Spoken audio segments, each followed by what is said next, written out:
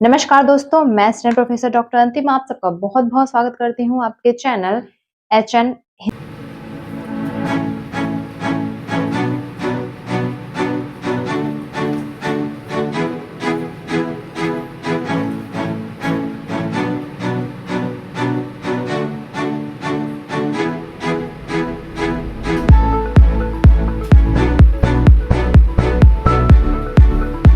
हिंदी में।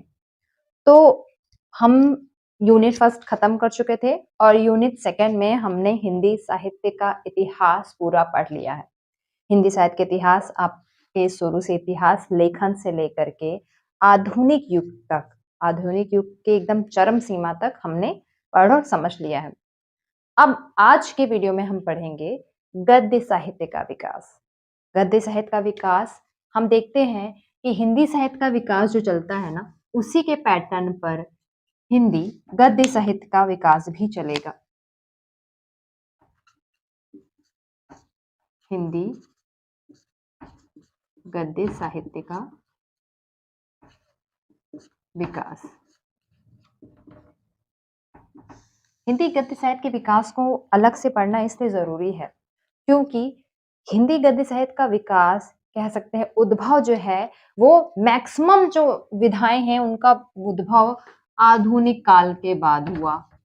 कुछ आधुनिक काल भारतेंदु युग में और कुछ आधुनिक काल के बाद हुआ। तो इसके इतिहास को हमें अलग से पढ़ना अधिक आवश्यक है।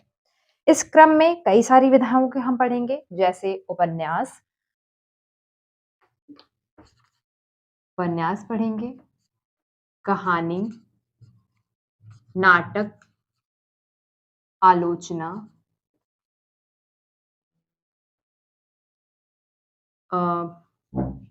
निबंध के अलावा हम इसके बाद हम जो छोटी विधाएं हैं उनको भी पढ़ेंगे। छोटी विधाओं में क्या है आपका जीवनी, आत्मकथा, यात्रा वृत्तांत, रेखा चित्र, संस्मरण, ETC। जितनी भी अलग से विधाएं हैं, चाहे वो बड़ी विधाएं हो या छोटी विधाएं हो, आज के वीडियो में हम सभी को देखते हुए चलेंगे। इस क्रम में हम सबसे पहले जो पढ़ेंगे वो है उपन्यास। ठीक, उपन्यास बहुत चर्चित विधा रही, बहुत ज्यादा पॉपुलर रही है और हिंदी साहित्य की सबसे बड़ी विधा है वो है आपकी उपन्यास। उपन्यास क्या होता है? उपन्यास किसी भी व्यक्ति, वस्तु, घटना पर एक विस्तृत वर्णन है।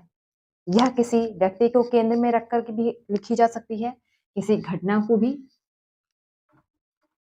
किसी व्यक्ति, वस्तु, घटना के सांगोपांग वर्णन या विस्तृत वर्णन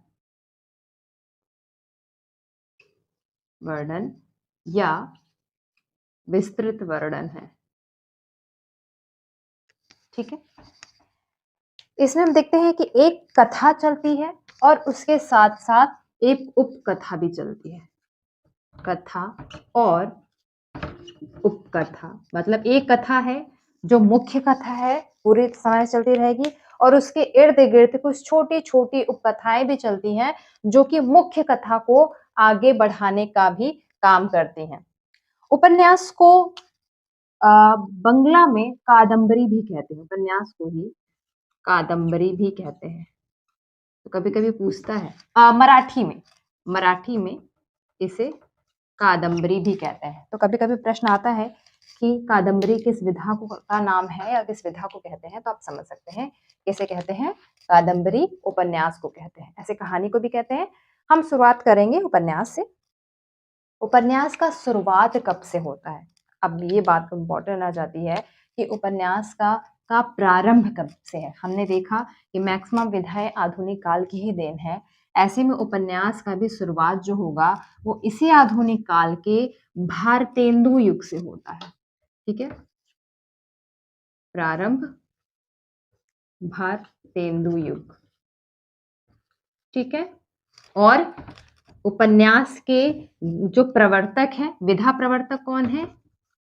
विधा प्रवर्तक हम प्रेमचंद को मानते हैं।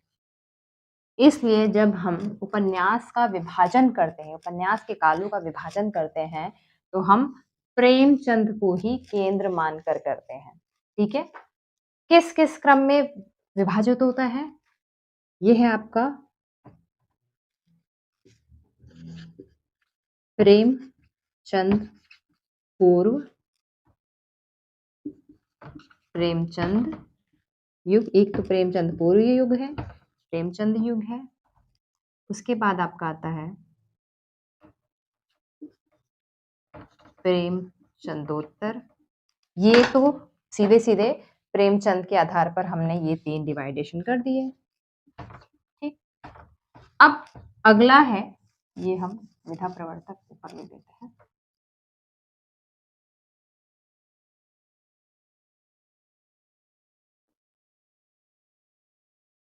ठीक है। ये तो 3 डिवाइडेशन केवल प्रेमचंद के आधार पर है, लेकिन प्रेमचंदोत्तर के में भी बहुत सारे उपन्यास लिखे गए, इसलिए इसको भी अलग से डिवाइड किया गया। क्या था वो? स्वातंत्र्योत्तर और 5वां समकालीन। ठीक है। ये 5 कालों में उपन्यास का विभाजन होता है। अब इसमें भी हम जानते हैं, क्योंकि कई सारे लिखे गए। प्रेमचंद पूर्व में भी हम भारतेंदु युग और द्विवेदी युग को देखते हुए चलते हैं। प्रेमचंद में प्रेमचंद है। प्रेमचंदोत्तर युग में कई सारे डिवाइडेशन होंगे, जिसमें मनोवैज्ञानिक, सामाजिक, प्रगतिवादी, ऐतिहासिक डिवाइडेशन किया जाएगा। मनोवैज्ञानिक, सामाजिक, प्रगतिवादी, ऐतिहासिक। जिस तरह के उपन्यास लिखे गए, अधिकांशतः जिस तरह के उपन्यास लिखे गए, ये डिवाइडेशन उसी हिसाब से किया जाएगा। ऐसा नहीं है अब इतने ही तरह के उपन्यास लिखे गए होंगे, और भी लिखे गए होंगे, लेकिन इस तरह के उपन्यास जो है वो बहुतायत मात्रा में लिखे गए, इसलिए इसको एक अलग जोन माना जाता है। जैसे कि स्वातंत्र्योत्तर में भी बहुत तरह के उपन्यास लिखे गए, लेकिन कुछ जो उपन्यास है उसको ज्यादा माना जाता है, जैसे कि आंचलिक उपन्यास इस समय बहुत लिखे जा रहे थे देश विभाजन के, क्योंकि ये एकदम ताजा घटना थी इस समय की, इसलिए देश विभाजन पे उपन्यास लिखे गए, और यह नई विषय वस्तु थी लिखने के लिए। और आधुनिकता पर, ये कुछ नए विषय थे जो अब तक नहीं जिस पे लिखे जा रहे थे, आगे उस पे भी लगे गया। और समकालीन उपन्यास जो नए मुद्दों को लेकर थे, मतलब वर्तमान मुद्दों पर। ठीक है। इसको लेकर के समकालीन उपन्यासकार लिखे जाते हैं। अब प्रेमचंद्र पूर्व युग की बात करें, तो प्रेमचंद्र पूर्व युग में भी कई तरह के उपन्यास लिखे गए। जैसे भारतेंदु युग में भी 2 तरह के ज्यादातर उपन्यास लिखे जा रहे थे। क्या थे वो? तिलिस्मी और जासूसी उपन्यास। तिलिस्म के उपन्यास और जासूसी उपन्यास। उस समय यह विषय बहुत रोचकता है के साथ हो रहा था। आपने सुना होगा चंद्रकांता उपन्यास जो था, कई क्रम में आया। चंद्रकांता ऐसा उपन्यास है जिसको पढ़ने के लिए बहुत सारे नॉन हिंदी लोगों ने भी हिंदी सीखी थी, और ये प्रश्न भी बनता है। तो कैसा उपन्यास है चंद्रकांता? तिलिस्मी और उपन्यास है। तो ये सारे उपन्यास जो है वो भारतेंदु युग की है, प्रेमचंद पूर्व युग की ही देन है। और आपको ये मैं जरूर बता दूं कि ये सारे उपन्यास एक बार में कहीं नहीं मिलते थे कि पुस्तक में एक बार में मिल जाए, धारावाहिक रूप में निकाले गए। उसके बाद जब सारा उपन्यास निकल गया, तब आपके सामने एक पुस्तक रूप में आते हैं। तो इसके जो लेखक थे ऐसे उपन्यासों के, तिलिस्मी जासूसी उपन्यासों के, इनके जो लेखक थे मैक्सिमम सभी जो थे वो कोई ना कोई पत्रिका निकालते थे, और उन पत्रिकाओं में इन उपन्यासों को धारावाहिक रूप में या क्रमवार निकालते थे। कुछ इंपॉर्टेंट जो पत्रिकाएं हैं इससे रिलेटेड, उसके नाम मैं आपको बताती हूँ। जैसे पहला है तो आपका चंद्रकांता ही उपन्यास निकल रहा था, ये जो थे देवकी नंदन खत्री, जिन्होंने चंद्रकांता उपन्यास निकाला था। देवकी नंदन खत्री, इनके उपन्यास का पत्रिका का क्या नाम है? उपन्यास लहरी। उपन्यास लहरी नाम से ये निकाल रहे थे। इसी के साथ एक और उस समय बहुत ज्यादा उपन्यास निकालते थे, बहुत अच्छा, मतलब कह सकते हैं जासूसी उपन्यास ज्यादा होता था, वो है जयराम दास गुप्ता। इनके उपन्यास, इनकी पत्रिका का नाम है उपन्यास बहार। जयराम दास गुप्ता, उपन्यास बहार। ठीक है, ये दो उस समय के सबसे ज्यादा चर्चित थे। इसके अलावा रामलाल वर्मा एक दरोगा दफ्तर नाम का पत्रिका निकालते थे। ये पत्रिका है, ठीक है, रामलाल वर्मा, इनका उपन्यास पत्रिका क्या है? दरोगा दफ्तर। इसमें भी वो ऐसी ही जासूसी टाइप के जो उपन्यास हैं, जासूसी टाइप के बड़ी लंबी कहानियां हैं, प्रकाशित करते थे। इसके अलावा किशोरलाल गोस्वामी उस समय कई विधाओं में लिख रहे थे। तिलिस्मी जासूसी के अलावा ये अन्य तरह के उपन्यास भी लिख रहे थे।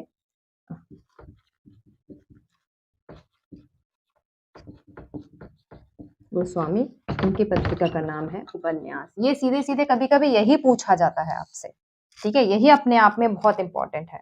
ठीक, तो इस तरह के उपन्यास जो है वो लिखे जा रहे थे। और इसी समय आता है, क्योंकि पहला युग है, तो उपन्यास, पहला उपन्यास किसे माना जाए, ये भी एक बड़ा प्रश्न था। क्योंकि कोई किसी को मान रहा था सन के हिसाब से, कोई उपन्यास के गुणों के हिसाब से किसी को मान रहा था। तो ये भी उस समय एक नया प्रश्न था कि किसे माना जाए। तो रामचंद्र शुक्ल, जिन्हें हम शॉर्टकट में आरसीएस कहते हैं, आरसीएस रामचंद्र शुक्ल ने परीक्षा गुरु जो 1882 में आई थी,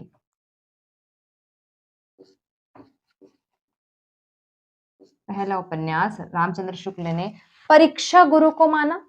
वहीं हजारी प्रसाद द्विवेदी, इन्हें हम एचपीडी कह रहे हैं, एचपीडी ने पहला उपन्यास माना भाग्यवती को।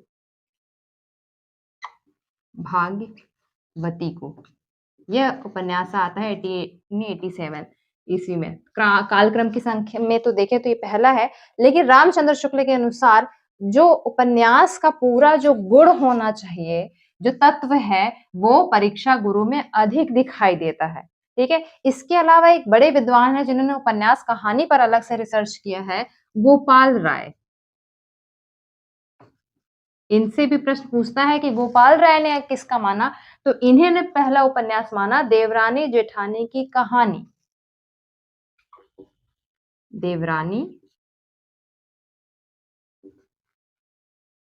जेठानी की कहानी, वो कहते हैं ये पहला मौलिक उपन्यास है। ठीक है, तो ये भी प्रश्न पूछा जाता है कि पहला उपन्यास कौन सा है, किस संख्या माना जाता है।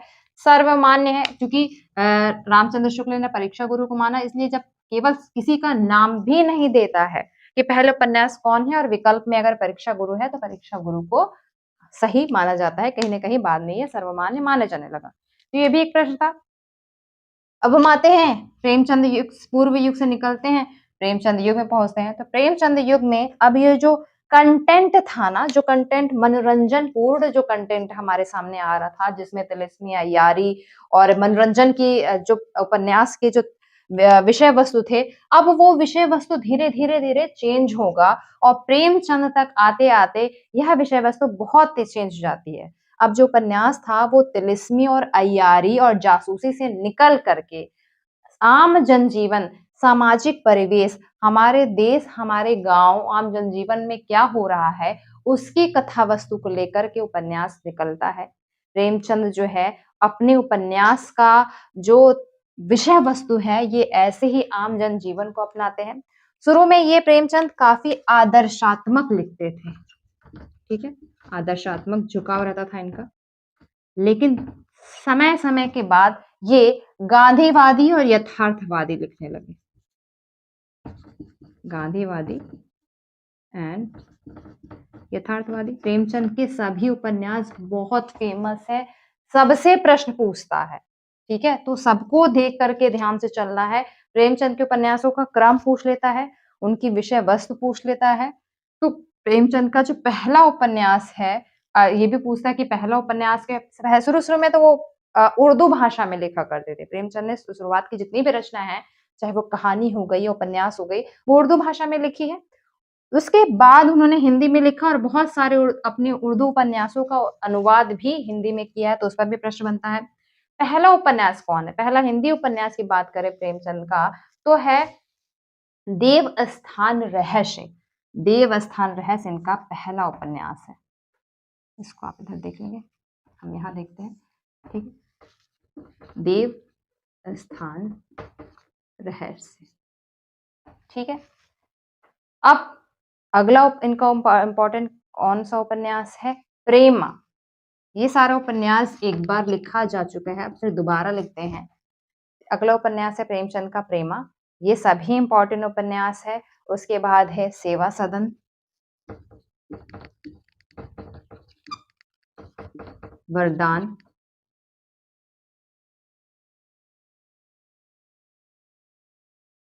फिर आता है प्रेमाश्रय, फिर रंगभूमि, फिर कायाकल्प,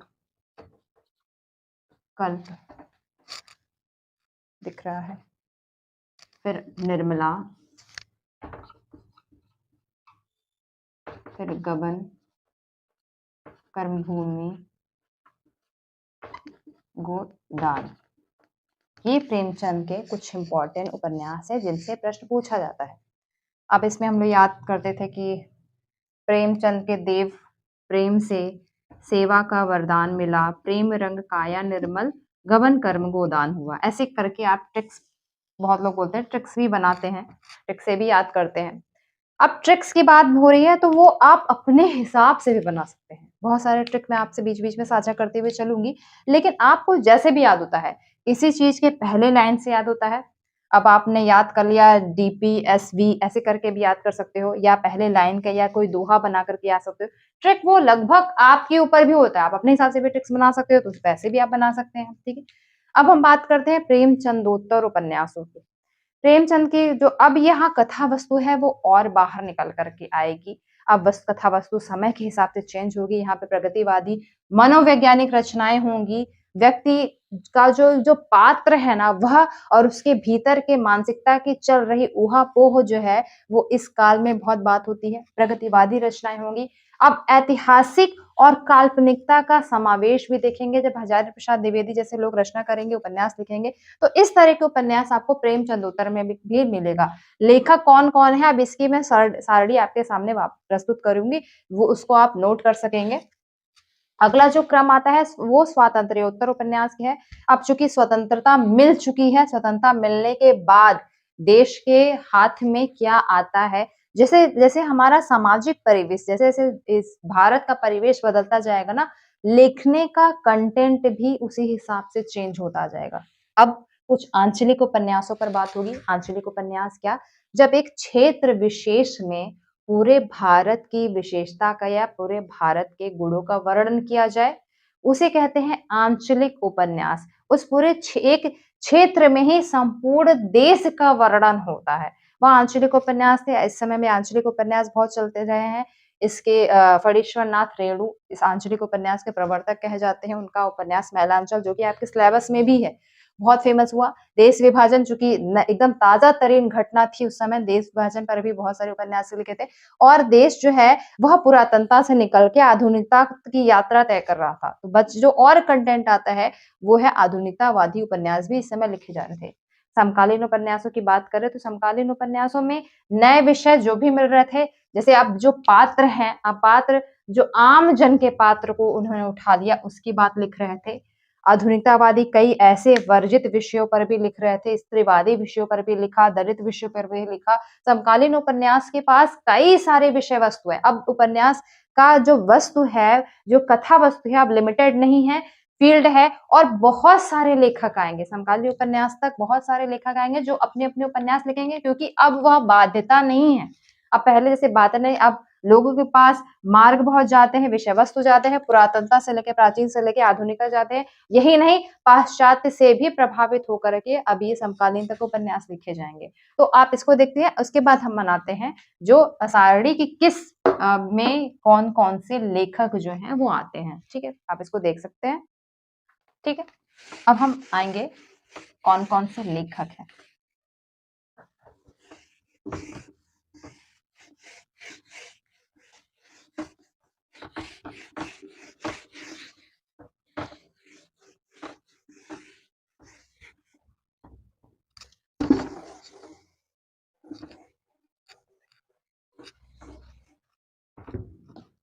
ठीक है, इसको हम डिवाइड करेंगे। यहाँ लिख रहा है। ठीक है, प्रेमचंद्र पूर्व, प्रेमचंद युग,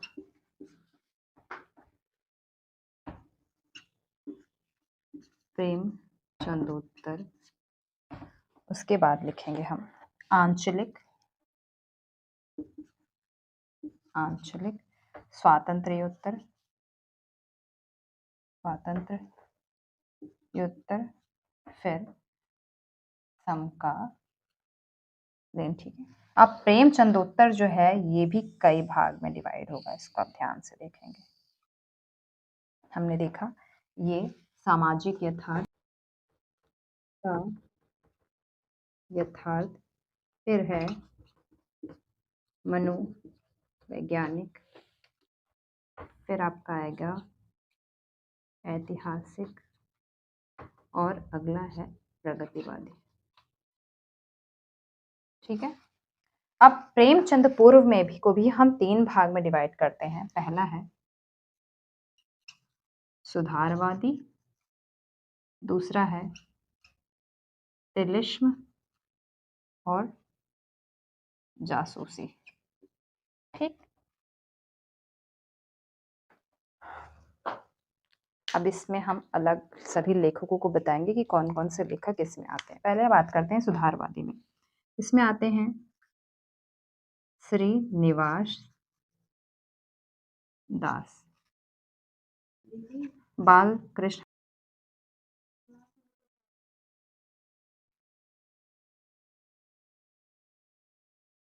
लज्जाराम, ठीक है, राधा कृष्ण दास। अगला नाम है इम्पोर्टेंट,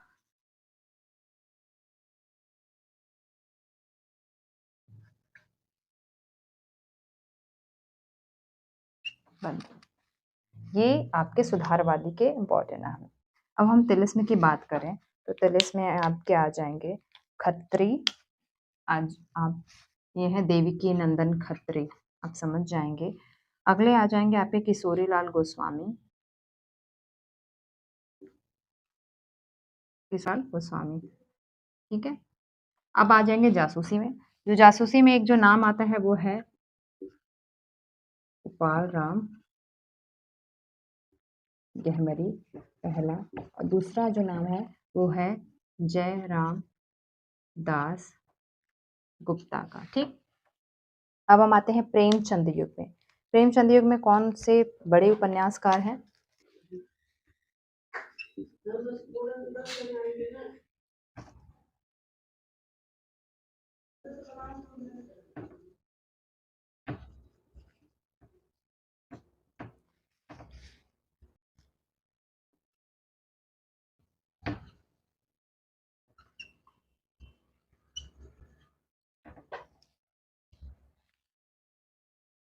पूरा दिखाई नहीं देगा।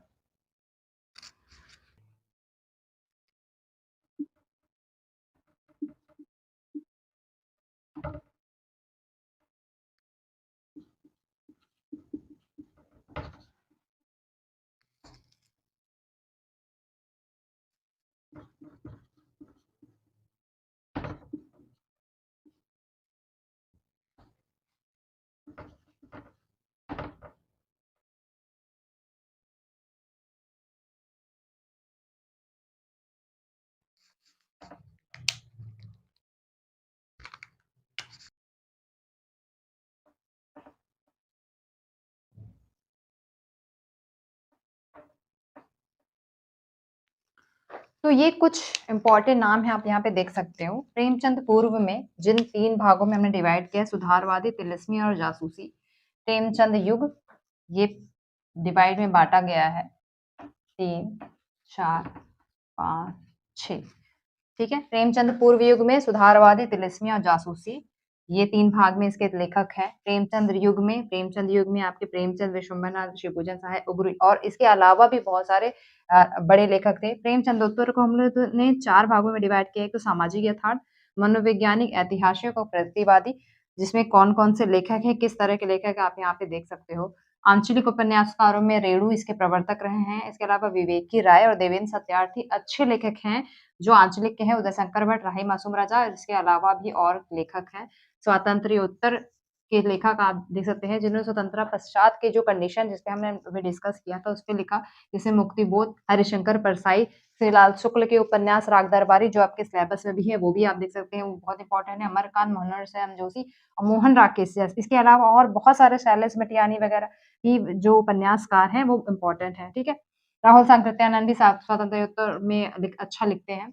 समकालीन उपन्यासकारों में काशीनाथ सिंह, स्वयं प्रकाश, गोविंद मिश्र, अब्दुल बिस्मिल्लाह, मंजूर एहतेशाम के अलावा बहुत सारे अच्छे नाम हैं, ऐसे कामतानाथ हो गए, सतीश जमाली हो गए, संजीव जो है, जो समकालीन उपन्यासकारों में लिख रहे थे। ठीक है। और ये सभी अच्छा उपन्यास लिख रहे थे और इनके से आपके प्रश्न भी आता है। हमारा उद्देश्य ये था कि उपन्यास का एक मोटा जो ओवर लाइन है, ओवर ड्राफ्ट है, वो आपको बता दिया जाए कि उपन्यास क्या है, किस काल में विभाजित हुआ और उस हर काल में किस तरह के कंटेंट जो है वो आप लिखे जा रहे थे। ठीक है। तो आप इसको देख सकते हो। ठीक है। अब हम आएंगे कहानी पर। ठीक है।